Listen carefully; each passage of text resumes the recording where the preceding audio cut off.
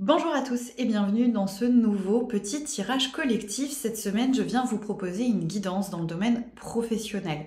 Cette guidance, elle sera intemporelle. Si tu tombes dessus 6 mois après la mise en ligne, il n'y aura pas forcément de problématique, si ce n'est que de garder à l'esprit que ça reste une guidance collective, que ça ne pourra jamais vous parler au même titre qu'une guidance personnelle.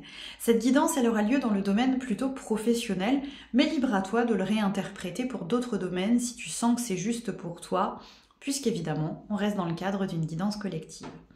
Je vous ai préparé en amont 3 petits tas. Le tas numéro 1, le tas numéro 2, et enfin le tas numéro 3. À chaque fois, vous aurez une première carte pour cibler énergétiquement là où ça coince un petit peu avec l'oracle des énergies lumineuses d'Alicia Mollet, énergie lumineuse sur les réseaux sociaux.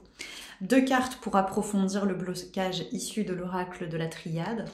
Et enfin, une petite carte de le coaching de Charlie qui vient de Yéna Soul Shadow ici sur YouTube. Prends ton temps pour choisir parmi les 3 tas, je te les remontre ensemble. C'est une guidance collective, donc il faut vraiment te sentir appelé par le tas, sinon n'hésite pas à passer ton chemin, ce serait complètement ok pour moi. Si vous avez fait votre choix, c'est parti et je vous dévoile ensemble le tas numéro 1. La première carte, c'est Gaïa à l'envers. Tu le vois ici, désolé, vous l'avez en inversé. Cette carte Gaïa à l'envers, moi elle me parle aujourd'hui d'une difficulté à trouver ta place. Puisque Gaïa, c'est la terre, c'est l'ancrage. Ici, elle est à l'envers. Et j'ai vraiment en association le « je ne me sens pas à ma place ». Je ne me sens pas intégrée, je ne me sens pas ancrée, je ne me sens pas inclus. J'ai vraiment cette notion-là qui vient se compléter du coup très bien avec les 2 cartes que j'ai de la triade. C'est-à-dire qu'ici, je manque de solitude. Je n'ai pas la sensation d'être inclus à titre personnel dans ce groupe. J'ai besoin davantage de me centrer sur mes projets à moi. Donc là, j'ai l'image peut-être de quelqu'un qui travaille en équipe ou qui est inclus dans un processus qui ne le concerne pas que lui et qui a du mal à trouver sa place en tant que professionnel. Donc ça peut être dans une grande équipe, quelqu'un qui a du mal à s'intégrer, quelqu'un qui a du mal à trouver sa place dans une structure professionnelle, ou quelqu'un qui travaille dans un domaine où il a du mal à faire un petit peu son trou parce qu'il se laisse, je pense ici, embarquer par l'énergie de groupe et a du mal à revenir à de l'individualité. Le conseil ici que nous prodigue l'oracle de Charlie, c'est de se détendre. De se détendre et de vraiment mettre à profit ce qui se passe lorsque l'on est détendu et lorsque l'on est seul. J'ai vraiment l'image de la détente, pas la détente, je vais boire un verre avec des copains, mais la détente qu'on s'accorde quand on est seul. De revenir à trouver cette force à l'intérieur de soi, de se sentir ancré et inclus pour l'apporter ensuite au travail. Pourquoi pas se nourrir vraiment de ces instants de détente, de son ancrage personnel, de son image de soi, pour ensuite l'emmener avec soi dans le domaine professionnel. N'hésitez pas, si vous avez des questions, à venir évidemment dans les commentaires. Et je passe au tas numéro 2. Donc pour ceux qui ont choisi le tas numéro 2, la première carte, c'est celle du chakra du cœur. On sent qu'ici, professionnellement, il y a ce besoin de s'investir sur un plan émotionnel. C'est-à-dire que pour ceux qui ont choisi le tas numéro 2, je sens que vraiment on a ce lien avec notre métier, qu'on aime se sentir utile, qu'on aime s'impliquer vraiment, réellement, avec cœur, professionnellement parlant. Du coup, le risque ici, c'est vraiment que ça parte un petit peu en cacahuète. C'est ce que nous expliquent ces 2 cartes ensemble, paix à l'envers et sacrifice. C'est-à-dire que ça peut provoquer évidemment des énergies un peu sacrificielles. Je me laisse embarquer par les attentes que l'on place sur moi au travail, quitte à dépasser mes propres limites personnelles et à m'impliquer trop, de façon sacrificielle. Ou alors, quitte à ce que ça vienne provoquer du conflit. Là, ce que ça peut m'imager, c'est par exemple une personne qui s'investit tellement dans son travail qu'elle délaisse un petit peu le reste, le personnel, le foyer, le conjoint, les enfants, les copains, les amis, etc. et qu'on vient le lui reprocher, cet investissement. Donc aujourd'hui, il y a vraiment cette idée d'aller chercher une forme d'équilibre et d'aller se demander pourquoi on s'investit autant dans ce boulot, qu'est-ce qui se cache derrière autant d'investissements.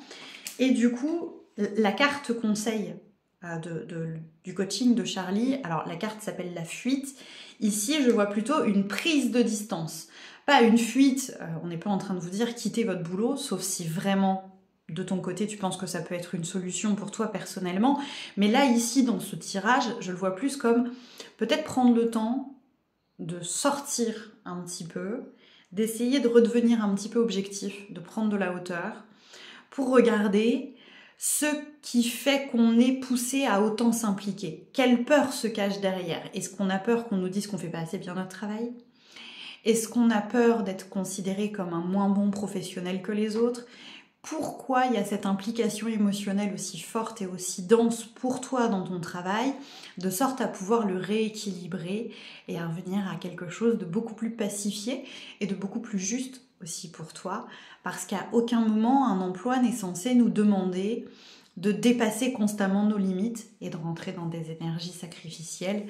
N'hésitez pas, si vous avez des questions, à venir en commentaire me les poser. Enfin, pour ceux qui ont choisi le tas numéro 3. L'espace impacté, c'est un petit peu l'intuition, mais je sens l'intuition dans le sens, je fais confiance à mes propres ressentis, je fais confiance à mes pensées, je me fais confiance intuitivement. Là, je pense qu'ici, on a du mal peut-être parfois à réagir ou à prendre certaines décisions parce qu'on n'ose pas écouter notre petite voix intérieure et ses mises en garde. Pourquoi on n'ose pas écouter ces mises en garde? Eh bien parce qu'on a toujours l'impression que c'est pas ok d'être égoïste. J'ai vraiment cette image-là, c'est-à-dire qu'on ne comprend pas pourquoi notre petite voix intérieure cherche à nous mettre en sécurité. On est impacté là par la mauvaise vision, la vision mal perçue, très connotée négativement, de l'égoïsme, de l'égocentrisme, de l'ego. Et du coup, on a du mal à se faire passer en priorité. On va laisser l'autre choisir pour nous, on va laisser l'autre réagir pour nous, parce qu'on a peur de passer pour quelqu'un d'égoïste, d'égocentré, et que du coup, on a vraiment du mal à laisser passer nos prises de décision, laisser passer nos intuitions, parce qu'on a peur d'être mal jugé vis-à-vis de ça. Donc il y a peut-être là l'idée pour certains d'entre vous d'un petit complexe d'infériorité qui pourrait être intéressant à aller regarder. Pourquoi cet ego il est aussi connoté négativement chez vous et pourquoi du coup il vous empêche de parfois penser à vous avant de penser aux autres. Du coup là la carte conseil du coaching de Charlie c'est la demande d'aide. J'ai peut-être besoin de l'aide d'un manager, d'un superviseur, d'un professionnel de santé.